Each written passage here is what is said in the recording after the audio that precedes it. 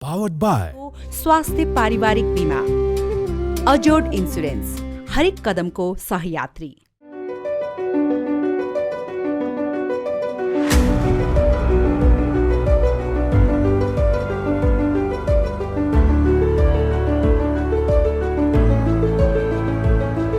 नमस्कार दर्शकवृन्द, स्वागत छ प्राइम कर्पोरेटमा। म सङ्गीता कटुवाल। प्राइम कर्पोरेटमा हामी कर्पोरेट सेक्टरमा भए गरेका गतिविधिहरू लिएर हरेक हप्ता उपस्थित हुने गर्दछौँ। आजको प्राइम कर्पोरेटमा हामी पुँजी बजारको पछिल्लो अवस्था, त्यसैगरी अब आउने दिनमा शेयर बजारको परिदृश्य कस्तो रहेको छ लगायत शेयर लगानीकर्ताको पक्षमा गर्ने भनिएको आन्दोलनका विषयमा केन्द्रित रहेर आज हामी कुराकानी गर्नेछौँ। हामीसँग कुराकानीको लागि यतिखेर हुनुहुन्छ शेयर लगानीकर्ता दबाव समूहका अध्यक्ष हरि ढकाल। उहाँसँग कुराकानीतर्फै लागौँ। स्वागत छ यहाँलाई प्राइम कर्पोरेटमा। धन्यवाद। सन्चै हुनुहुन्छ? ठिकै छु। अब यहाँ त एउटा शेयरको खेलाडी भनौँ या शेयर संरक्षक के भनौँ, होइन, जे पनि भनौँ, अहिले पछिल्लो समयमा शेयर बजारको परिदृश्य चाहिँ के हो? मैले शेयर बजारबाटै सुरु गरेँ। मैले खेलाडी भन्दा पनि म स्टक मार्केटमा दशकौँदेखि लागेको छु। मैले यसैलाई करियर बनाएको छु। म फुल टाइम यसैमा काम गर्छु। सँगसँगै यो स्टक मार्केट नेपालको पुँजी बजारकोमा हुने व्यतिथि विकृति, नियामकहरूले खेल्ने रोल, अर्थ मन्त्रालयको भूमिका लगायतको गडबडी भएको ठाउँमा खबरदारी गर्दै र मेरो बुत्ताले भ्याएसम्म आन्दोलनहरू उठान गर्दै अगाडि बढिराखेको छु। पछिल्लो समय 3200 इन्डेक्सबाट आज 2400 इन्डेक्समा बजार आइपुग्दाखेरि फेरि पनि अर्थ मन्त्रालयको भूमिका, राष्ट्र बैङ्कको भूमिका, नियामकहरूको भूमिकाका कारणले गर्दा लगानीकर्ताको मनोबल खस्किने खालको पोलिसीहरू आइदिँदा एक किसिमको लगानीकर्तामा मनोवैज्ञानिक त्रास सिर्जना भएको छ।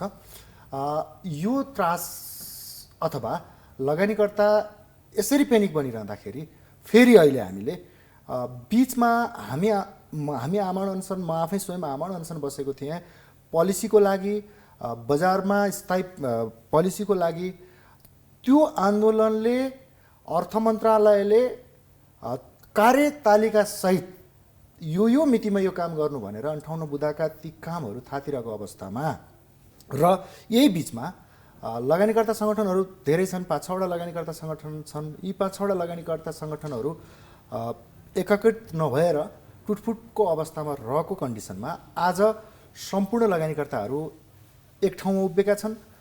ती थातिरहेका माग मुद्दालाई अब घनीभूत तरिकासँग तत्निकायमा माग राख्न जाने र काम किन भएन, काम कार्यतालिका अर्थ मन्त्रालयले कार्यतालिका समेत सार्वजनिक गरेको काम किन भएन र फेरि अरू केही मागहरू राखेर लगानीकर्ता लगभग आन्दोलनको तयारीमा छन्, संयुक्त आन्दोलनको तयारीमा छन्। जस्तै यो आन्दोलन त यहाँहरूले योभन्दा अगाडि पनि यहाँ आफै पनि आमरण अनसन बस्नुभएको थियो लामो समयसम्म र बजारले त्यो सँगसँगै बजारले केही गति पनि लिएको थियो। 3200 हाराहारीमा मार्केट पुग्यो, त्यस पछाडि अहिले 2400 को हाराहारीमा मार्केट आइसकेको छ। यो अवस्थामा चाहिँ अब यी विभिन्न नीति नियमहरू, होइन, अनि नियमनकारी निकायहरूको कारणले गर्दाखेरि यो मार्केट घटिरहेको छ या 100% घटाइएको हो? घटाइएको बजारको कस्तो हुन्छ, बजार स्वाभाविक रूपमा बजार प्राकृतिक लय समाउने, बजार प्राकृतिक लय भनेको चाहिँ कस्तो हुन्छ, बजार घट्छ बढ्छ। यो हामी स्टक मार्केटमा लाग्ने मान्छेहरूलाई, आम लगानीकर्ताहरूलाई थाहा भएको कुरा होइन होला र हामी बजार घटेपछि चाहिँ हामी आन्दोलित भएको हुँदै होइन। बजार अप्राकृतिक तरिकासँग घटाइएका कारणले, नीतिका कारणले, पोलिसीका कारणले, भूमिकाका कारणले, नियामकका भूमिकाहरूका कारणले गर्दाखेरि फेरि बजार त प्राकृतिक बनेन। बजार प्राकृतिक रूपमा यदि बजार प्राकृतिक रूपमा घट्दथ्यो भने लगानीकर्ताहरूको विद्रोह नै सुरु हुन्थेन नि। म दावाका साथ भन्छु, नेपालको स्टक मार्केट जब अलिकति प्राकृतिक लयहरू समाउन खोज्छ, मैले बुल बियरको कुरा गरिनँ, मैले इन्डेक्सका कुरा गरिनँ, त्यस पछाडि नियामकहरूलाई, राष्ट्र बैङ्कलाई, अर्थ मन्त्रालयलाई यो बजारलाई कसरी सेक्ने हो, यो बजारलाई कसरी लगाम लाउने हो भन्ने खालको एउटा मनोविज्ञान उहाँहरूले जन्माउनुहुन्छ र त्यही आधारमा पोलिसीहरू फाल्नुहुन्छ। किन यो आवश्यक छ 100% नेपालको शेयर मार्केटमा? यस्तो छ, मैले पटक पटक धेरै फोरममा जोडेको चिज, नेपालको स्टक मार्केटमा कमाउनेहरू र गुमाउनेहरू, कमाउनेहरूसँग नियामकहरूको यति टाउको दुखाइ छ, मैले अप्रिय लाग्न सक्ला, हामी सिस्टममा रहेर कमाउँछौँ, हामीले सिस्टमबाट ट्याक्स बुझाउँछौँ भनेको यसलाई अन्यथा सरकारी कर्मचारीहरूले नियामकहरूले नलिनु होला। अरू सेक्टरमा जस्तो हामीसँग तलमाथि ले ला भन्न पाइँदैन, यसको इगो चाहिँ पोखिदिनुहुन्छ पोलिसी, गलत पोलिसी फालेर। अब स्टक मार्केटको बुझाइको अनुत्पादक क्षेत्र भनिन्छ, कहिले के भनिन्छ, कहिले के भनिन्छ, त्यस्तै खालको पोलिसीहरू फालिन्छ, लगाम लगाइन्छ। मैले केही चिजहरू, केही डाटाहरू आज प्रस्तुत गर्न चाहन्छु। कोभिडको लकडाउन खुलिसकेपछि 1 वर्ष अगाडिको र अहिलेको डाटामा उत्पादक क्षेत्र र अनुत्पादक क्षेत्र भनेर जुन परिभाषित गरिन्छ त्यसको म उजागर गर्न चाहन्छु। स्टक मार्केट छरिएर रहेको पुँजीलाई एकीकृत गर्दै पुँजी निर्माण गर्ने एउटा प्लेटफर्म हो। मेरो बुझाइ, अर्थतन्त्रको बुझाइ, अर्थतन्त्रको नर्म्स दुनियाँ, यो संसारभरिको, विश्वभरिको चाहिँ अर्थमन्त्री अथवा अरू मार्केटको नियामकहरूले बुझ्ने यो हो। अनुत्पादक क्षेत्र म चाहिँ के बुझ्छु भने, कोभिड पछाडि हामीले याद गरौँ, कोभिडमा बागमती प्रदेशमा चल्ने गाडी 21 लटको थियो। आज बागमती प्रदेशको गाडी चाहिँ 26 लट चलिराखेको छ। एक लटमा 10,000 हुन्छ, कति भयो? 50,000 गाडी। यो बीचमा 50,000 गाडी आयात भएछन्। त्यो 50,000 गाडी एउटा प्रदेशको गाडी मात्रै, मैले त्यहाँ मोटरसाइकल जोडिराखेकै छैन, सरकारी स्वामित्वमा किनिएका गाडीहरू जोडेका छैन, संस्थानका गाडीहरू जोडेका छैन। प्राइभेट सेक्टरले 50,000 गाडी आयात गरेछ। अब यसलाई एकदम एकदम एकदम साधारण रेट राखौँ, यसको 50 लाख राखौँ ल। कोही 2 करोडको गाडी थियो होला, कोही करोडको थियो होला, एभरेजमा 50 लाख राखौँ। पैसा कति गयो? 3 खर्ब। कहाँ गयो?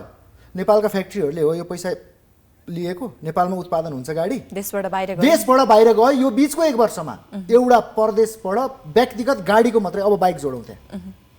अब यो गाडी र बाइक, यो विलासिताका सामान आइरहँदाखेरि त्यसको पार्ट पूर्जा र यो बीचमा पोलिने तेल, यसको हिसाब छ। एकछिन म अर्थ मन्त्रालयसँगै छु।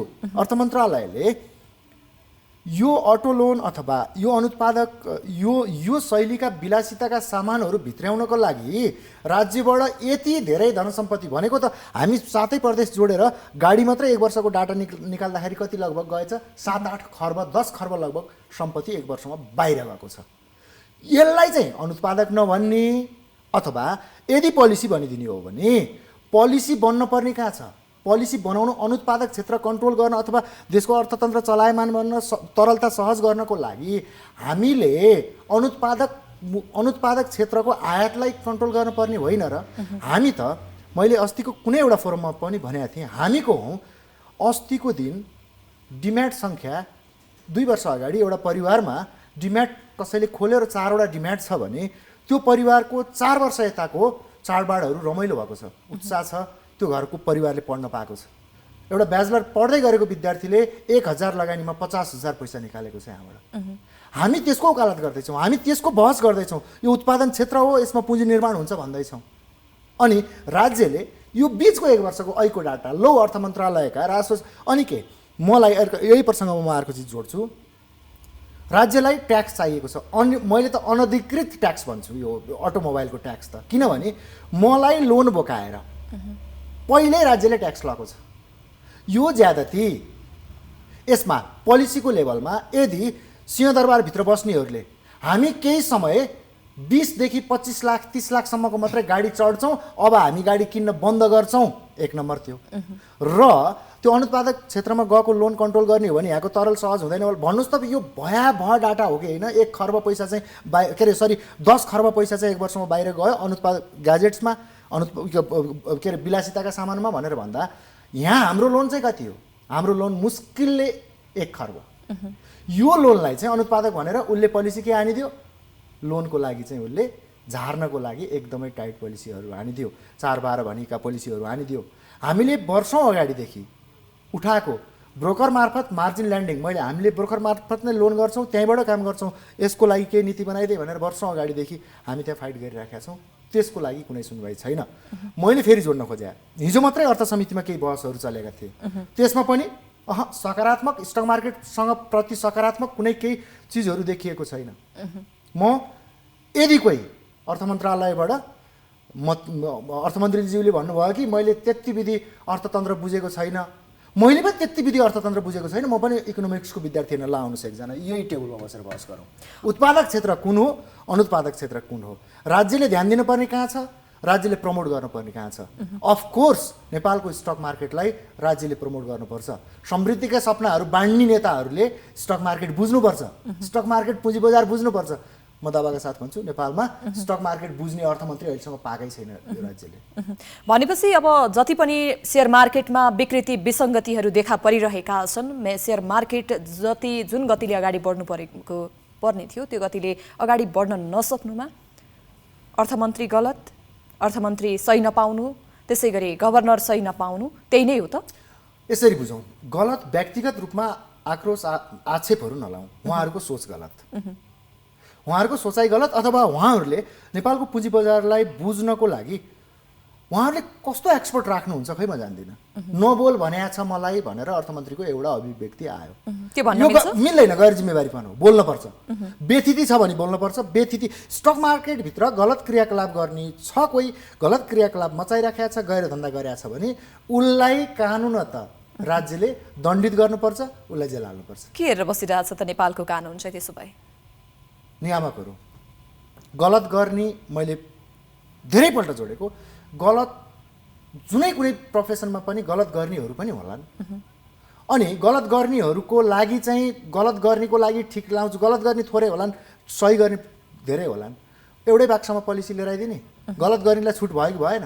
र इथिकल प्लेयर भन्छु म बजारको, इथिकल प्लेयरहरूको आज यो इन्डेक्स आइसक्दा यसरी सम्पत्ति दिन घट्दाखेरि इथिकल प्ले गर्नेहरू आज एउटा कार्यक्रममा निर्मल प्रधानले, म एउटा कार्यक्रम मार्फत नै कार्यक्रमबाटै आइरहेको छु तपाईँको यो कार्यक्रममा, निर्मल प्रधानले एक चिज भन्नुभयो, स्टक मार्केटमा मैले यो वर्ष कति क्यापिटल गेन ट्याक्स तिरेको रहेछु, मलाई त्यो डाटा चाहिँ राज्यले किन भन्दैन? मैले कमाएको र मैले लोन लिएको डाटा चाहिँ राष्ट्र ब्याङ्कले प्रस्तुत गरिदिने, मेरो लोन चाहिँ यति अर्ब रहेछ भनेर निर्मल प्रधानको डाटा, त्यो डाटा चाहिँ दिइदिने। मैले यो बिचमा राज्यलाई तिरेको ट्याक्सको डाटा चाहिँ किन नदिए मलाई? यो माग उहाँले उठाउनु भएको यो कुरा के गलत हो? बिल्कुल गलत होइन नि। इथिकल प्लेयरहरू हुन्छ बजारमा। जस्तै मैले यहाँलाई यहाँ रोकेँ, यहाँहरू निरन्तर रूपमा भेलामा हुनुहुन्छ, बहसहरू पनि गरिराख्नु भएको छ होइन? खासमा यसको उद्देश्य चाहिँ के हो त? अब उद्देश्य बजार मैत्री पोलिसी लिएर आइदिनुहोस्, बजारमा स्थायी पोलिसी लिएर आइदिनुहोस्। राष्ट्र ब्याङ्कको मौद्रिक नीतिको समीक्षा भनेको छ, 2 महिना पछाडि एउटा पोलिसी लगाइदिएको छ, अर्को वर्ष फेरि अर्को पोलिसी बनाइदिएको छ। होइन, स्टक मार्केटमा सानसाना कुराहरूले, कसैको अभिव्यक्तिहरूले, कसैका स्टेटमेन्टहरूले प्रभावित पार्ने ठाउँमा राज्यले एउटा थाई पोलिसी दिनु पर्दैन। सामान्य एउटा घटनाहरूले प्रभावित पार्ने यहाँ त भावना हो, त्यो सेक्टरको लागि पोलिसी थाई बनाइदिन परेन। र त्यो 58 बुँदामा मैले गर्ने भने होइन, अर्थ मन्त्रालयले गर्ने भने कामहरू आजसम्म के हेरेर बस्छ, त्यो गर्नु पर्दैन। अर्को चिज, हामीले अर्को चिज उठान गरिराखेका छौँ, यो बिचमा हामीले नो भोट अभियान भनेर यो मुद्दा सोसल मिडियामा विपत्ता उठिराखेको छ। लगानीकर्ताको सङ्ख्या 46 लाख डिम्याट पुग्यो, आइपिओ भर्नेको सङ्ख्या लगभग 30 लाख पुगेको छ, सक्रिय लगानीकर्ता 10औं लाख भइसक्यो। यो अभियानलाई अलिक कहीँबाट गलत व्याख्या अपव्याख्या पनि भइराख्या हामीले कोड गरेका छौँ। हाम्रो उद्देश्य मात्रै के हो भने तपाईँका घोषणापत्रहरूमा महाधिवेशन चलिराखेको छ, राजनीतिमय बनिराखेको छ, चुनाव आउँदैछ, तपाईँहरू घोषणापत्र लेख्नुहुन्छ, के गर्नुहुन्छ, त्यो घोषणापत्र बनाउने टिम अथवा तपाईँको अर्थमन्त्री, तपाईँको राजनीतिक दलका अर्थमन्त्री अथवा दुनियाँ संसारमा अर्थतन्त्रको ऐना भनेर चाहिँ दुनियाँले स्टक मार्केटलाई बुझ्छ। 46 सालको परिवर्तनदेखि आजसम्म 62-63 को आन्दोलन पश्चातका आजसम्मका सरकारहरूमा आउने अर्थमन्त्रीहरूले तपाईँहरूले के नेपालको स्टक मार्केट डिपली बुझ्नु भएको छ? उहाँले जम्मा 2टा कुरा बुझ्नु भएको छ, बुल र बियर मात्रै बुझ्नु भएको छ। घट र बढ मात्रै बुझ्नु भएको छ। उहाँहरूले जम्मा दुईवटा कुरा बुझ्नु भएको छ। लगानीकर्ता बढ्दाखेरि चुप लाग्छन्, घट्दाखेरि आन्दोलित हुन्छन्। अरे बाबा, संसारमा नेपाल मात्रै हो स्टक मार्केटको लागि, स्टक मार्केटको बारेमा चाहिँ आन्दोलित हुने ठाउँ। संसारमा स्टक मार्केटको इस्युमा काहीँ पनि आन्दोलन हुँदैन, किनकि अन्त बाहिरी देशमा त थाई पोलिसी छ नि त। रहेछ त संसारको अरू ठाउँमा नि त स्टक मार्केट। बङ्गलादेशमा एउटा घटना भयो, बङ्गलादेशको बाहेक नेपाल अर्को देश भनेको नेपालमा हो स्टक मार्केटको इस्युमा आन्दोलनहरू हुने। कारण के हो त नि? थाई पोलिसी नभएर होला नि त। कारण के होला त नि? बजारमा विकृत काम गर्नेहरू, बजारमा अनधिकृत काम गर्नेहरू, नियामकहरू सशक्त छन्, नियामकले लिएर राज्यले दण्डित गर्छ। बजारमा इन्साइडर हुँदैन, बजारमा म्यानिपुलेसन हुँदैन, बजारमा सर्कुलर ट्रेडिङ हुँदैन, कारबाही भोग्नुपर्छ। सबै प्राकृतिक लयमा छन् नि त संसारका बजारहरू। त्यहाँ पनि इन्डियाको मार्केट कति थियो कोभिडको बेलामा? 24,000, आज 60,000 पुग्दैछ। त्यहाँको म दावाका साथ भन्छु इन्डियाको मार्केट फेरि तल बियरमा आएर 50,000 40,000 भयो भने पनि त्यहाँ आन्दोलित हुँदैन। नेपालमा चाहिँ किन हुन्छ त नि? किनकि नेपालका लगानीकर्ताहरूले स्थायी पोलिसीको लागि सधैँ फाइट गर्नु परिराखेको छ वर्षौँदेखि। यो कहिलेसम्म? अब लगभग यसको अन्त्य हुन्छ। लगानीकर्ता साथीहरूमा धैर्यताका कुराहरू मैले धेरैचोटि जोडिसकेका छु। सबै सङ्गठनहरू एक ठाउँमा उभिएका छन्। हामी राजनीतिक दल, राजनीतिक पार्टी, पूर्व अर्थमन्त्री, बालवाला अर्थमन्त्री उहाँहरूलाई स्टक मार्केट बुझाउँदैछौँ। हामीले स्टक मार्केटमा गरेको योगदानहरू बुझाउँदैछौँ। हामीले राज्य निर्माणका लागि गरेको योगदानहरू बुझाउँदैछौँ। र भोलिको लागि छरिएर रहेको पुँजी एकीकृत गर्ने ठाउँ भनेको स्टक मार्केट हो। स्टक मार्केटमा पुँजी बन्छ। यो पुँजीले अनि अर्को फेरि कुरा, यो पैसा राज्यमा बस्छ। अहिले मैले भनेको जस्तो 10 खर्ब बाहिर जाँदैन, यहीँ रहन्छ। यहाँ बिलिनियर बन्यो भने यहीँका भन्छन्। त्यो हुन्डाईको अथवा टाटाको कोकालाई बिलिनियर बनाउनको लागि होइन यो ठाउँ, यहीँका मान्छे बिलिनियर बन्छन्। यो चिज हामीले राज्यलाई बुझाउँदैछौँ। मुभमेन्ट सुरु भएको छ। म आह्वान गर्न चाहन्छु, राजनीति दलमा होला, इकोनोमिक्सको डक्टरी अगाडि होला, तर प्र्याक्टिकली रूपमा उहाँहरूलाई स्टक मार्केटमा भिज्नु भएको छैन। उहाँहरूको एक्सपर्टलाई यहाँको बारेमा थाहा छैन। म किन थाहा छैन भन्छु भने उहाँहरूले प्र्याक्टिकल्ली नेपालको स्टक मार्केटलाई नजिकबाट निहाल्नु नै भएको छैन। होला डाक्टरी सर्टिफिकेटहरू पनि होला, अर्थमन्त्रीज्यूहरूलाई जोड्या मैले यो, विगतका अर्थमन्त्रीज्यूहरूलाई जोड्या मैले यो। प्र्याक्टिकल्ली ग्रासमा आउनुहोस्, तल भुइँमा आउनुहोस्। यहाँ बसेर आम लगानीकर्ता, साना लगानीकर्ताको मनोवैज्ञानिक मनोभावहरू, उहाँको लगानीहरू, तपाईँहरू उहाँको उत्तेजनाका कुरा, उत्तेजना बुल हो, उहाँहरूको उत्तेजना बियर हो, यसमा लाग्दै नलाग्नुहोस्। यो नेपालका नेपालीहरूले, विदेशबाट गएर आवासीय नेपालीहरूले, कोरियाबाट, साउदीबाट, दुबईबाट, कतारबाट सामान्य लेबर काम गर्ने ती लगानीकर्ताहरूले लगानी गरेका छन्। म दावाका साथ भन्छु कुनै गैर धन्दाबाट यहाँ लगानी भएको छैन। यसको लागि नियमन गर्ने राष्ट्र ब्याङ्क छ, यसको लागि नियमन गर्ने धितोपत्र बोर्ड छ। हाम्रो माग कहाँनिर गलत छ? धितोपत्र बोर्ड र नेप्से 6 महिनादेखि चाहिँ नेतृत्वविहीन छ। हाम्रा आवाजहरू, यहाँ भएका व्यतिथिहरू अथवा यहाँ सुधार्न पर्ने कुराहरू बोकेर जाने ठाउँ छैन, नेतृत्वविहीन छ। नेतृत्वविहीन किन छ? राजनीतिका कारणले छ। आज त्यसैले गर्दाखेरि यो जे कुरा पनि भइरहेको छ पछिल्लो समयमा त्यसलाई भद्रगोल भइरहेको छ र यहाँहरूले चाहिँ त्यसैलाई केन्द्रमा राखेर नो भोट अभियान चलाउनु, त्यो पनि चलाइराखेका छौँ हामीले। तर कतिपय यो पनि आइरहेको छ कि यो शेयर मार्केट घटुन्जेल मात्रै यो अभियान रहन्छ। अब शेयर मार्केट अलिकति माथि गयो बढ्यो भनेदेखि चाहिँ लगानीकर्ताहरूले जुन अभियान चलिरहेको छ यो बिर्सिन्छन् भन्ने यो लगानीकर्ताको फुटलाई अभिव्यक्ति पनि आइरहेको छ। जहिले पनि लगानीकर्ताको यो फुटलाई राज्यले जहिले पनि कमजोरी ठाने। अब लगानीकर्ता साथीहरू, म आह्वान गर्न चाहन्छु, फेरि पनि उही कमजोरी हामीले आमरण अनसन बस्दै गर्दा बनेको सुझाव समितिले प्रस्तुत गरेको 58 बुँदा, त्यो 58 बुँदा कार्यान्वयन नहुँदा कि म एकजनाले, मेरो पछाडि कोही पनि भएन, म 2 वर्षसम्म निरन्तर लागेको थिएँ त्यो कार्यान्वयन गराउन, खबरदारी गर्न। बजारले बुलिस ट्रेन्ड समात्यो, खबरदारी गर्ने मान्छे भएन। आज यसैको उपज त्यत्रा कामहरू थातिरहे। अब चाहिँ लगानीकर्ताहरूले स्थायी पोलिसी नबनुन्जेलसम्म यो बजार जति बुलिस रनमा बुलिस समाते पनि लगानीकर्ताहरूले छोड्ने छैनन्। किनकि यसको लागि म आधार भन्छु, टुक्रेर रहेका विभिन्न सङ्गठनहरू आज एक ठाउँमा गोलाबन्द भएका छन्, महासङ्घ बनाउने अभियानमा लागेका छन्, माग मुद्दाको लागि एक ढिक्का भएका छन्। र हिजोको सहभागिता होइन, आज यो बिचमा लाखौँ नयाँ लगानीकर्ताको सहभागिता छ। हिजोको आन्दोलनमा, हिजोको हाम्रो आन्दोलनमा जम्मा हामी 6 लाख थियौँ डिमान्ड सङ्ख्या, आज 46 लाख पुगेको छ। भनिसकेपछि सहभागिताको हिसाबमा र फेरि यसलाई हामीले पोलिसी र भोट बार्गेनिङ गरिराखे पनि होइन, पोलिसी र भोट बार्गेनिङ गरे होइन, मात्रै यो देखाउन खोजेको हो हाम्रो सङ्ख्या र हाम्रो शक्ति देखाउन खोजेको हो। हाम्रो सङ्ख्या र शक्तिले तपाईँको चुनावमा नै खबरदारी गर्न सक्छ है। हामी किन हाल्ने भोट? पुँजी बजार विरोधी अभिव्यक्ति दिनेहरूलाई, पुँजी बजार मैत्री पोलिसी नबनाउनेहरूलाई, पुँजी बजारलाई इग्नोर गर्ने चाहिँ राज्य सत्तामा बस्नेहरू जो कोहीलाई पनि, यो पात्रलाई होइन, यो दललाई होइन, यो दलको नेतालाई होइन, हामीले फेरि कोड गरेका छौँ, यी सबैलाई हामी बहिष्कार गर्छौँ भनेका छौँ। के तपाईँलाई आज मैले कहीँ पनि जोडिसकेका थिएँ, तपाईँ 6 लाख पार्टी सदस्यतालाई 7 लाख बनाउने कुरामा चाहिँ महाअभियान भनेर लाग्दै हुनुहुन्छ भने 46 लाख एउटा परिवारलाई चाहिँ तपाईँ विचलित बनाएर यत्रो सेक्टरलाई चाहिँ तहस-नहस बनाएर छोडेर तपाईँको राजनीति उद्देश्य हामी एकीकृत भएका छौँ। यसलाई, यो शक्तिलाई, नेपालको स्टक मार्केटको अहिले पछिल्लो समय जम्मा भएको यो शक्तिलाई यदि कुनै दलले, यदि कुनै पार्टीले, यदि कुनै व्यक्तिले यसलाई कमजोर सम्झिराखेको छ भने उहाँहरूलाई काहीँ न काहीँ हामीले सम्पत्तिमा धक्का खाउँला, उहाँहरूले राजनीतिमा धक्का खाँदै हुनुहुन्छ।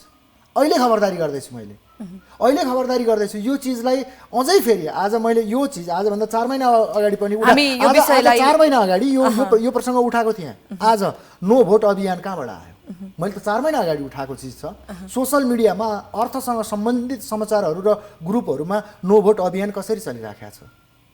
महाधिवेशनमा मस्त हुनुहुन्छ, मन्त्रालयमा मस्त हुनुहुन्छ, तपाईँको पार्टीको आन्तरिक गृह कार्यमा मस्त हुनुहुन्छ। यत्रो सेक्टरलाई परेको यो मारमा तपाईँहरूले याद गर्न सक्नु भएन भने आगामी दिन तपाईँहरूलाई पनि म चुनौतीका साथ भन्छु, हामी छोड्नेवाला छैन। हजुर, हामी यो विषयलाई निरन्तरता दिने नै छौँ। पछिल्लो समयमा नेपाली पुँजी बजारमा भएका जति पनि विकृति विसङ्गतिहरू छन् यसलाई कसरी उजागर गर्नुपर्छ भन्ने विषयमा केन्द्रित रहेर हामी कुराकानी गरिरहेका छौँ। हामी छोटो विश्रामपछि पुनः उपस्थित हुनेछौँ।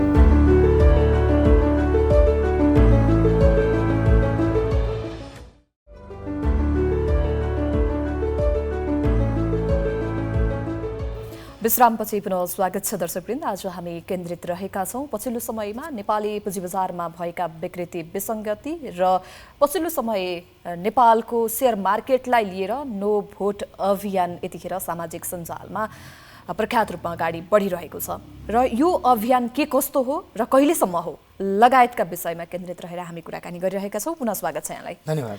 हजुर, जस्तै यो नो भोट अभियानको कुरा गरिरहेका थियौँ र कतिपय टिक्का टिप्पणीहरू यस्तो पनि आएका छन् कि यो नो भोट अभियान चलिरहँदाखेरि अब सेयर मार्केट नबढुन्जेल हो र चुनाव आइसकेपछि आफ्नो पार्टीलाई समर्थन गरेर हरेक लगानीकर्ताहरू, केही लगानीकर्ताहरू अगाडि बढ्ने सम्भावना, त्यो पार्टीलाई समर्थन गर्ने, त्यो व्यक्तिलाई समर्थन गर्ने सम्भावना पनि त देखिन्छ नि। बिल्कुलै होइन, हामीले राजनीति गरे होइन, हामीले बजारमा राजनीति गर्न खोज्दै पनि छैन र हामीले बजारमा राजनीति घुसाउन खोजेको पनि होइन।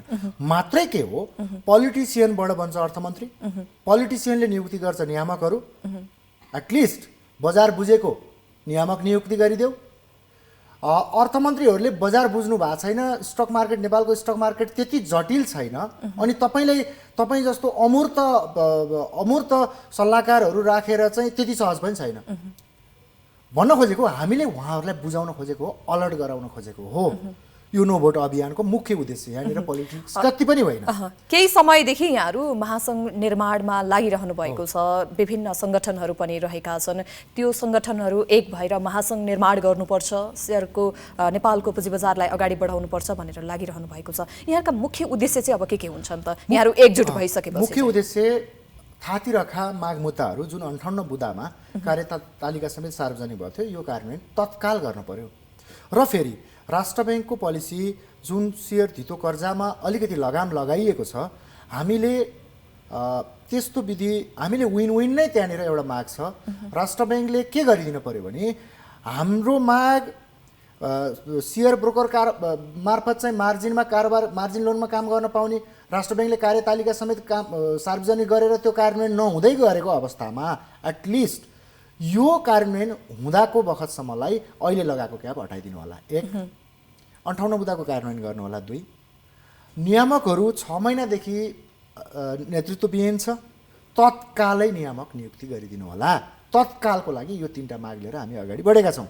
यसमा अर्थ मन्त्रालयले हामीलाई किन इग्नोर गरिरहेछ? ल नि त नि कुनै फोरममा बसौँ, हामी डिबेट गरौँ, यो माग चाहिँ तपाईँहरूले उठाउनु भएको यो माग चाहिँ गलत जायज छैन भनेर अर्थमन्त्रीज्यूले भन्न सक्नुहुन्छ?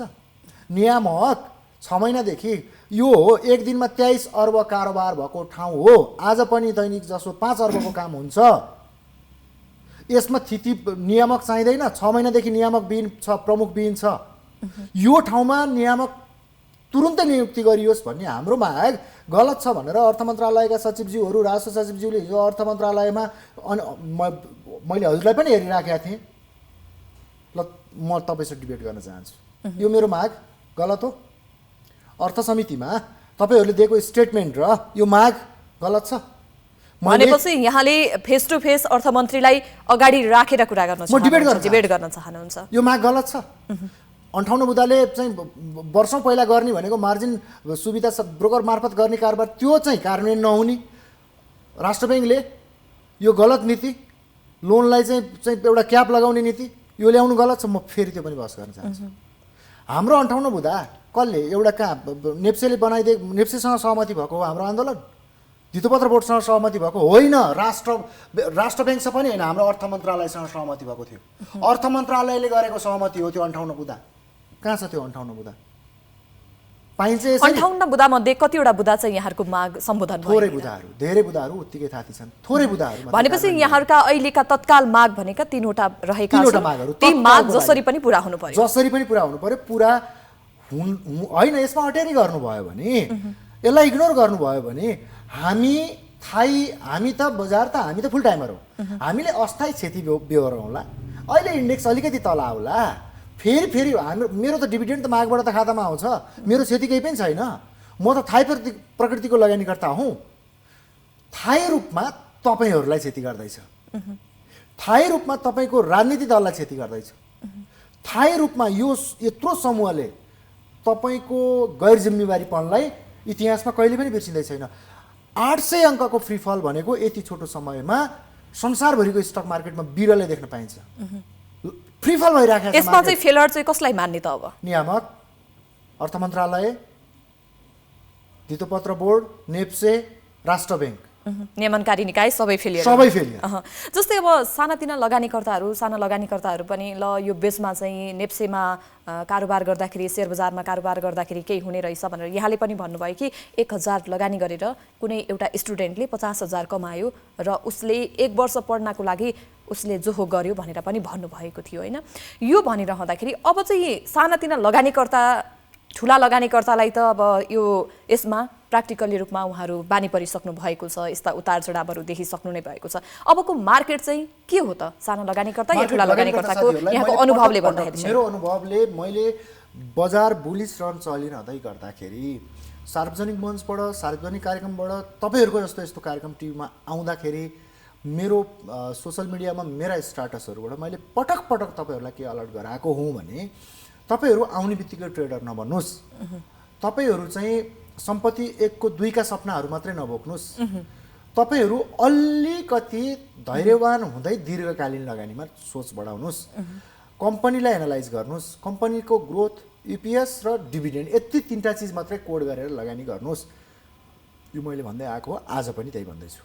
यो बिचमा जति नयाँ साथीहरू आउनुभयो, अति महत्त्वकांक्षा बोकेर फन्डाका आधारमा, फन्डामेन्टलको आधारमा होइन, फन्डाका आधारमा, रेका भरमा अल्पज्ञानी भन्दै नराम्रा कम्पनीहरूमा तपाईँले लगानी गर्नुभएको छ र घाटा खाइरहनु भएको छ भने ती कम्पनीहरूलाई तत्काल राम्रा कम्पनीमा स्विच गर्नुहोस्। बजारमा आफ्नो कम्पनी आज बेचेर भोलि राम्रा कम्पनीमा स्विच गर्ने अवसर छ, डिभिडेन्ड दिने कम्पनीमा स्विच गर्नुहोस्। यसले बजारमा बियरिस चलिरहँदा पनि अथवा बुलिस रनमा दौडिरहँदा पनि तपाईँको डिभिडेन्ड नै तपाईँको मूलधनको आम्दानी हो। यो चिजलाई याद गर्नु होला।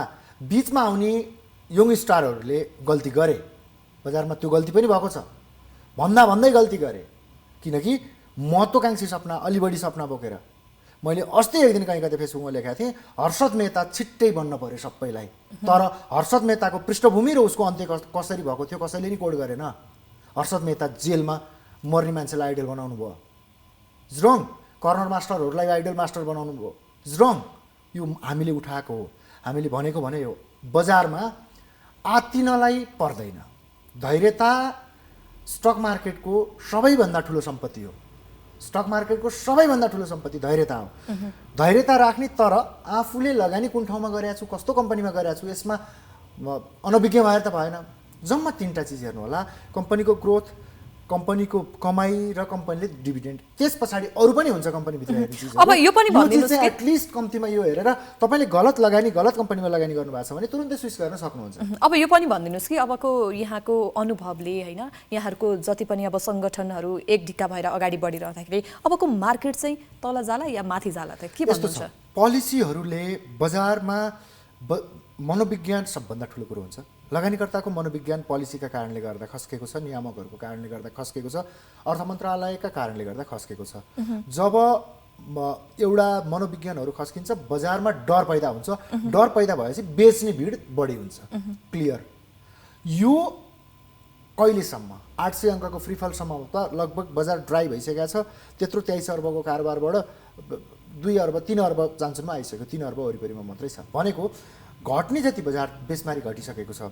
हामीले मुभमेन्ट चलाउँदैछौँ, हामीले पोलिसीका लागि मुभमेन्ट चलाउँदैछौँ। बजार घट्यो भनेर होइन, स्मरण रहोस्, बजार घट्यो भनेर होइन। थाई पोलिसीको लागि अब अन्तिम लडाइँ लड्दैछौँ। बजारमा थाई पोलिसी आउनेछ। तपाईँ स्वयं लगानीकर्ताहरू पनि अलिकति धैर्यवान बनिदिनु पर्यो। तपाईँ स्वयं लगानीकर्ताहरू पनि बेच रे भन्नेको भिडका पछाडि लाग्न भएन। तपाईँ लगानीकर्ताहरू पनि किन रे भन्ने भिडको पछाडि लाग्न भएन। यी अफवाहहरूबाट जोगिँदै आफ्ना लगानीलाई सुरक्षित रूपमा सुरक्षित कम्पनीहरूमा स्विच गर्दै धैर्यवान बन्नुभयो भने स्टक मार्केटले धोका दिँदैन। धैर्यता यहाँको सबैभन्दा ठुलो सम्पत्ति हो, सबैभन्दा ठुलो ब्याकअप हो। बजारले आफ्नो गति लिन्छ। हामी हो अलिकति पेनिक सिचुएसनमा छौँ।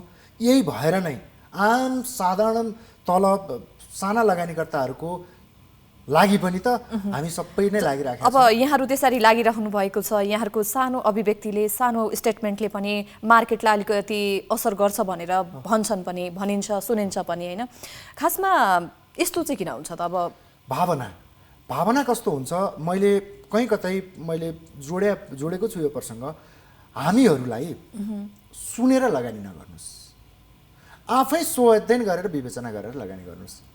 हाम्रो टाउकाभित्र हुने गिधी र तपाईँको टाउकाभित्र हुने गिधी बराबर मात्रै के हो भने हाम्रो अनुभव हामीले सेयर गर्ने हो। यो अनुभव सेयर गर्दाखेरि मैले विगत 1.5 वर्ष 2 वर्ष अगाडिदेखि पटक भनेको छु, राम्रा डिभिडेन्ड दिने कम्पनीमा कतिपय साथीहरूले यति ब्लन्डर मिस्टेक गर्नुभयो, हाम्रा अनुभवहरूलाई इग्नोर गर्नुभयो। मैले अनुभव त्यहाँनिर के भइदियो, फन्डावाला अथवा फन्डा बेच्नेहरूले बजारमा खेलिदिए र उहाँहरूलाई विश्वास गर्नुभयो कतिपय सन्दर्भमा। यसले बजारमा अलिकति यो ट्रेडर आउने बित्तिकै ट्रेडर बढी बनेर, ट्रेडर मनोविज्ञान बढी बनेर यो गल्ती नगर्ने, धैर्यवान हुने, डिभिडेन्ड कुर्ने, दीर्घकालीन सोच राख्ने, दीर्घकालीन लगानी गर्ने। बजारमा मेरो कम्पनीले कमाएको डिभिडेन्ड मेरो कमाइ हो भन्ने, त्यो आज लगानी गर्यो, भोलिको सर्किट र पर्सिको सर्किट 3 दिन पछाडि खातामा आए पछाडि सर्किट लागे पछाडि बेच्छु भन्ने मनोविज्ञान तुरुन्तै छोड्ने र आफ्ना कम्पनीमा ध्यान दिने, आफ्ना कम्पनीका गतिविधिमा ध्यान दिने, आफ्ना कम्पनीका बिजनेसमा ध्यान दिने। गजबको ठाउँ छ। अवसरको ठाउँ पनि छ। म अन्त्यमा आइसकेँ। अवसरको ठाउँ पनि छ। तपाईँले आफ्नो कम्पनीले गडबडी गर्दैछ भन्ने चाल पाउनुभयो भने तुरुन्तै राम्रा कम्पनीमा स्विच गर्ने ठाउँ, स्टक एक्सचेन्ज गर्न सक्ने ठाउँ, यो ठाउँको तपाईँले यसलाई प्यासन्स बनाएर अगाडि बढ्नुहोस्। नेपालको स्टक मार्केटले धैर्यवान बन्नुहोस्। हामी लाग्ने अभियन्ताहरू, हामी लाग्ने सङ्गठनका साथीहरू लागिराखेका छौँ। आगामी दिनमा तपाईँको धैर्यता पनि यो आन्दोलनको लागि सपोर्ट हुनसक्छ। हस्, यहाँको समयको लागि यहाँलाई धेरै धेरै धन्यवाद। Thank you so much.